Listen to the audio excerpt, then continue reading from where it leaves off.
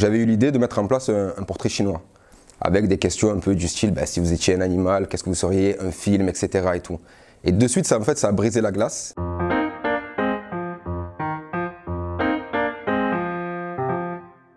Je suis enseignant au collège Henri Barnier en classe de SECPA. Il faut savoir que la SECPA, c'est des élèves qui sont en difficulté. Donc pour moi, ça rajoutait un peu une pression en plus.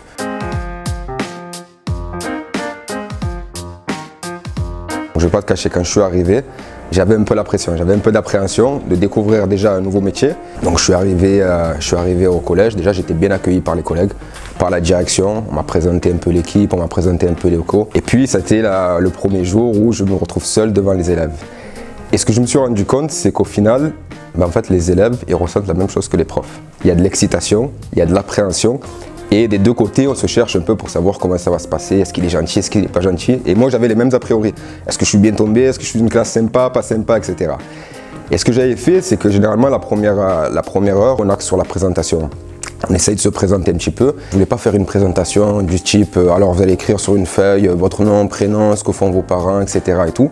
Donc j'avais eu l'idée de mettre en place un portrait chinois, avec des questions un peu du style, si vous étiez un animal, qu'est-ce que vous seriez, un film, etc. et tout.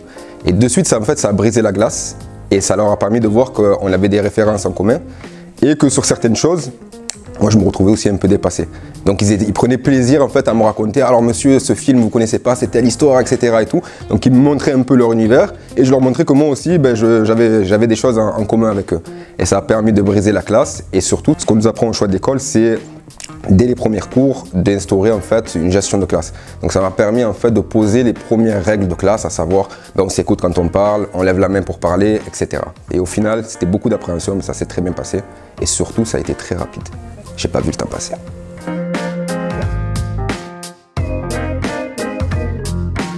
Si je me base au niveau de l'enseignement, moi je vais avoir par exemple en troisième des élèves qui ne savent pas lire du tout ou qui ont du mal à écrire.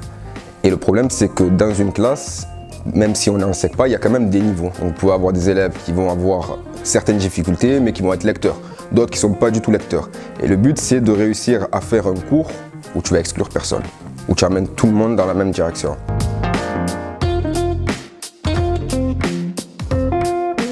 Il y a une confiance. Je te dirais pas que tu rentres dans ma classe et c'est le calme absolu. C'est pas un film en fait, hein. C'est pas le cercle des poètes disparus, j'arrive, tout le monde m'écoute, etc. Comme ça reste des élèves de partout, donc il y a du bruit, il y a tout ça, mais on se fait confiance. Je sais que si je leur demande quelque chose, ils vont le faire.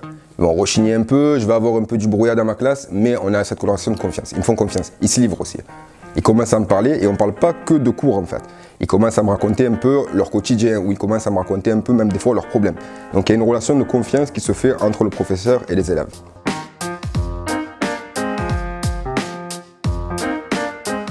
C'est bizarre, hein, mais en fait, on passe beaucoup de temps à faire en sorte que les élèves nous écoutent, nous suivent, etc. Et en fait, le but, c'est qu'à la fin, ils se rendent compte qu'ils n'ont plus besoin de nous. C'est un peu comme l'éducation des enfants. C'est-à-dire, on les fait grandir et après, à un moment donné, il faut leur faire comprendre, mais en fait, vous n'avez plus besoin de nous. Vous êtes autonome, vous êtes responsable.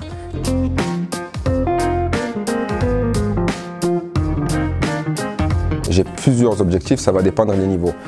Par exemple, pour la classe de 3e, ça va être forcément axé sur le côté brevet, mais pas que brevet. Le savoir-être, il est aussi important que le savoir, en fait, que les compétences. C'est-à-dire que même si c'est des élèves qui ont des difficultés, c'est pas sûr que tout le monde aura le brevet. Mon objectif, c'est qu'au moins tout le monde se présente. Et même si j'ai pas tout le monde, j'ai pas 100% de réussite, c'est à la fin l'idée de se dire, j'ai quand même des élèves qui ont un savoir-être. Ils savent parler, ils savent se tenir, ils ont envie d'apprendre, ils découvrent des choses et c'est aussi important que finalement d'avoir un diplôme pour moi. Après, pour mes autres classes, découvrir le monde professionnel. Des fois, même des choses simples, ça va être sortir de l'environnement là où ils sont. Moi, j'ai des élèves, par exemple, nous on est dans les quartiers nord de Marseille, qui ne sont jamais sortis en fait, de l'endroit où ils se trouvent. Donc déjà, rien que de sortir, de prendre ne serait-ce qu'un bus et d'aller en centre-ville pour aller demander un stage, c'est déjà ça.